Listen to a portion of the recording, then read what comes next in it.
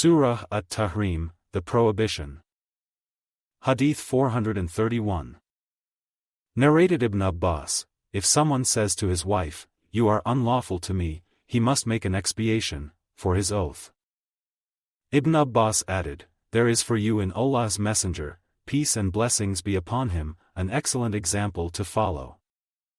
Hadith 432. Narrated Aishah, Allah's Messenger, peace and blessings be upon him, used to drink honey in the house of Zainab, the daughter of Jahash, and would stay there with her. So Hafsa and I agreed secretly that if he comes to either of us, she would say to him, "It seems you have eaten magnify, a kind of bad-smelling resin, for I smell in you the smell of magnify." We did so, and he replied, "No, but I was drinking honey in the house of Zainab, the daughter of Jahash, and I shall never take it again. I have taken an oath as to that, and you should not tell anybody about it." Hadith 433. Narrated Ibn Abbas, for the whole year I had the desire to ask Umar bin al-Khattab regarding the explanation of a verse, in Surah at-Tahrim, but I could not ask him because I respected him very much. When he went to perform the Hajj, I too went along with him. On our return, while we were still on the way home, Umar went aside to answer the call of nature by the arak trees. I waited till he finished and then I proceeded with him and asked him, "O chief of the believers, who were the two wives of the Prophet, peace and blessings be upon him, who aided one another against him?" He said, "They were Hafsa and Aishah."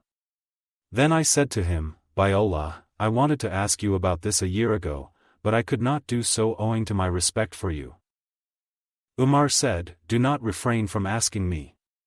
If you think that I have knowledge about a certain matter, ask me, and if I know something about it, I will tell you." Then Umar added, "By Allah, in the pre-Islamic period of ignorance, we did not pay attention to women until Allah revealed regarding them what He revealed regarding them, and assigned for them what He has assigned. Once while I was thinking over a certain matter, my wife said, 'I recommend that you do so and so.' I said to her, 'What have you got to do with this matter? Why do you poke your nose in a matter which I want to see fulfilled?' She said, 'How strange you are, O son of al-Khattab. You don't want to be argued with, whereas your daughter, Hafsa, surely argues with Allah's Messenger, peace and blessings be upon him, so much that he remains angry for a full day.'" Umar then reported how he at once put on his outer garment and went to Hafsa and said to her, "O my daughter, do you argue with Allah's Messenger, peace and blessings be upon him, so that he remains angry the whole day?" Hafsa said, "By Allah, we argue with him." Umar said, "Know that I warn you of Allah's punishment and the anger of Allah's Messenger, peace and blessings be upon him. O my daughter, don't be betrayed by the one who is proud of her beauty because of the love of Allah's Messenger, peace and blessings be upon him, for her, that is, Aishah." Umar added, "Then I went out to Salama's house who was one of my relatives, and I talked to her. She said, 'O son of al-Khattab, it is rather astonishing that you interfere in everything, you even want to interfere between Allah's apostle and his wives.' By Allah, by her talk she influenced me so much that I lost some of my anger. I left her, and went home. At that time, I had a friend from the Ansar who used to bring news from the Prophet, in case of my absence, and I used to bring him the news if he was absent. In those days we were afraid of one of the kings of Ghassan tribe.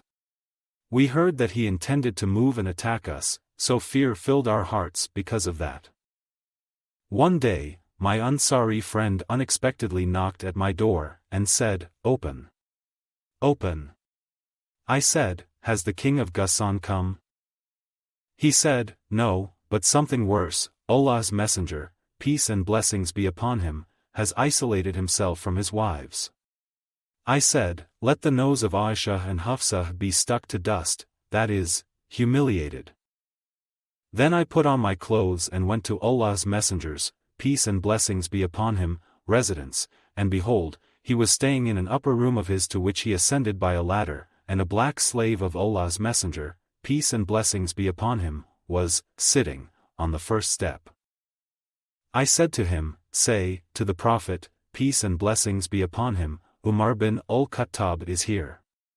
Then the Prophet, peace and blessings be upon him, admitted me and I narrated the story to Allah's Messenger, peace and blessings be upon him. When I reached the story of Salama, Allah's Messenger, peace and blessings be upon him, smiled while he was lying on a mat made of palm tree leaves with nothing between him and the mat. Underneath his head there was a leather pillow stuffed with palm fibers, and leaves of a palm tree were piled at his feet, and above his head hung a few water skins. On seeing the marks of the mat imprinted on his side, I wept. He said, why are you weeping? I replied, O Allah's Messenger, peace and blessings be upon him. Caesar and Khosrau are leading the life, that is, luxurious life, while you, Allah's Messenger though you are, is living in destitute. The Prophet, peace and blessings be upon him, then replied, won't you be satisfied that they enjoy this world and we the hereafter? Hadith 434. Narrated Ibn Abbas, I intended to ask Umar so I said, who were those two ladies who tried to back each other against the Prophet, peace and blessings be upon him? I hardly finished my speech when he said, they were Aishah and Hafsa. Hadith 435. Narrated Ibn Abbas, I intended to ask Umar about those two ladies who backed each other against Allah's Messenger, peace and blessings be upon him. For 1 year, I was seeking the opportunity to ask this question, but in vain, until once when I accompanied him for Hajj. While we were in Zahran, Umar went to answer the call of nature and told me to follow him with some water for ablution. So I followed him with a container of water and started pouring water for him. I found it a good opportunity to ask him, so I said, O Chief of the Believers, who were those two ladies who had backed each other against the Prophet? Before I could complete my question, he replied, they were Aishah and Hafsa. Hadith 436. Narrated Umar, the wives of the Prophet, peace and blessings be upon him, out of their jealousy, backed each other against the Prophet, peace and blessings be upon him, so I said to them, it may be, if he divorced you all, that Allah will give him instead of you wives better than you. So this verse was revealed, Surah 66, Ayah 5. Surah Al-Qalam, the pen. Hadith 437. Narrated Ibn Abbas, regarding the verse, cruel after all that, baseborn, of illegitimate birth, Surah 68, Ayah 13, it was revealed in connection with a man from Quraysh who had a notable sign, Zanama, similar to the notable sign which usually hung on the neck of a sheep, to recognize it. Hadith 438. Narrated Haritha bin Wahab al-Khuzai, I heard the Prophet, peace and blessings be upon him, saying, may I tell you of the people of paradise? Every weak and poor obscure person whom the people look down upon, but his oath is fulfilled by Allah when he takes an oath to do something. And may I inform you of the people of the hellfire? They are all those violent, arrogant and stubborn people.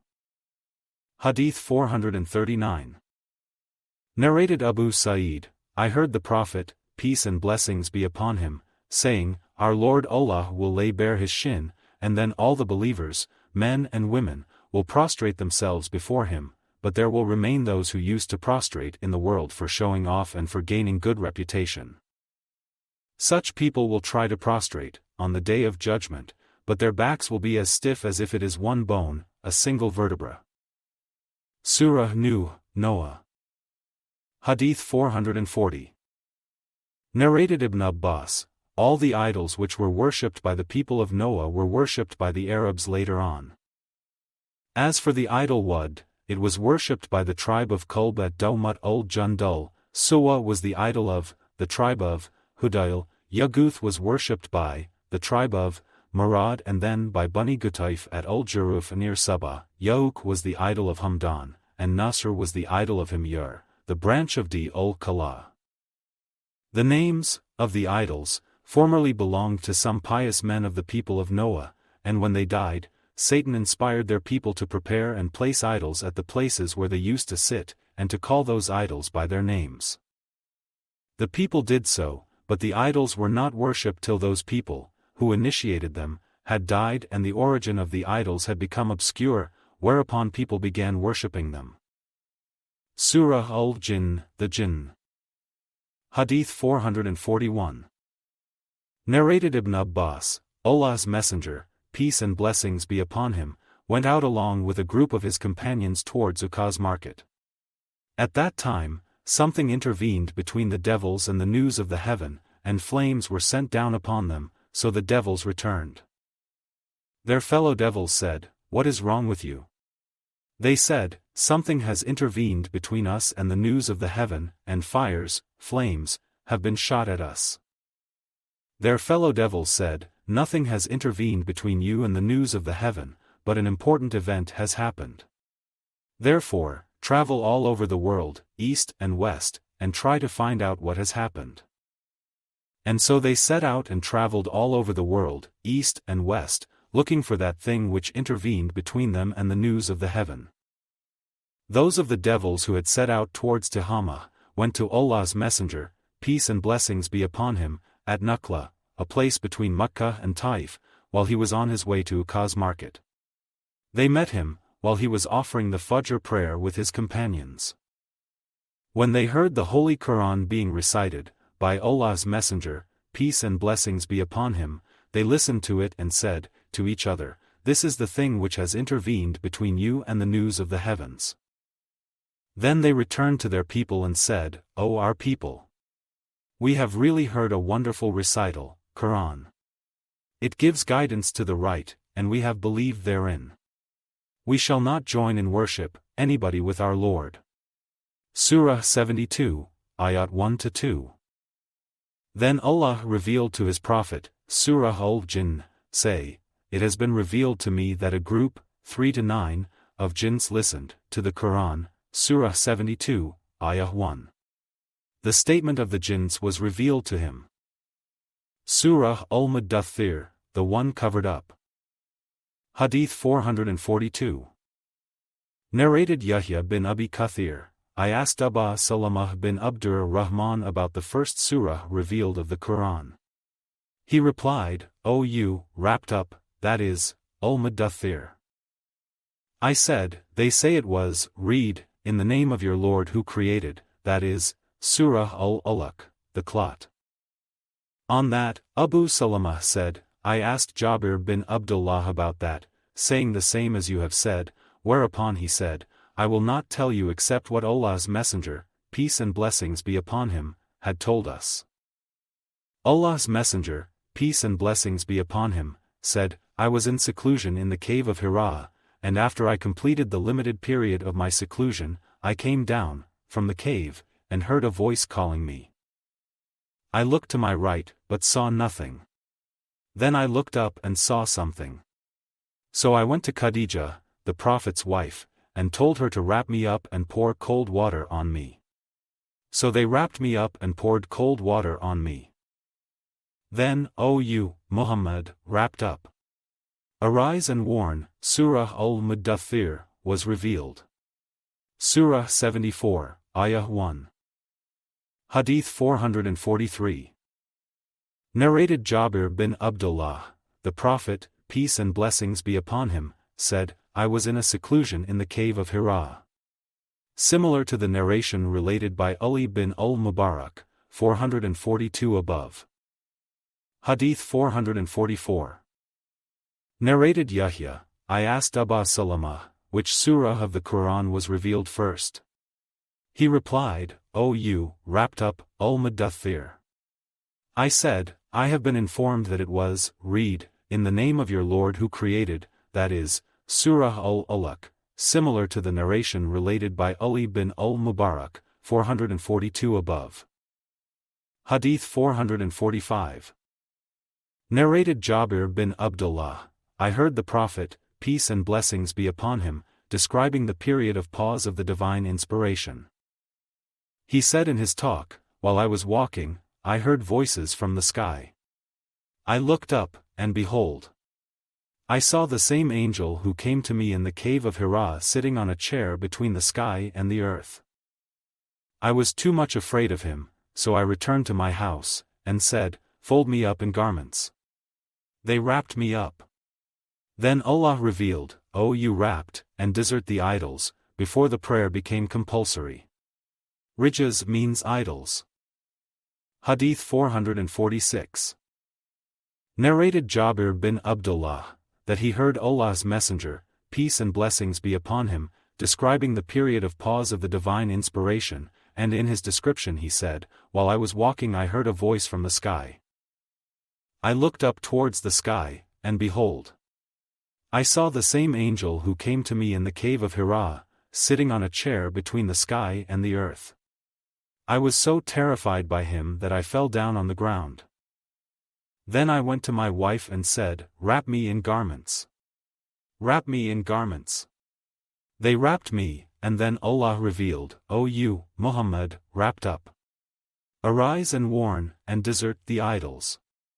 Surah 74, Ayat 1-5.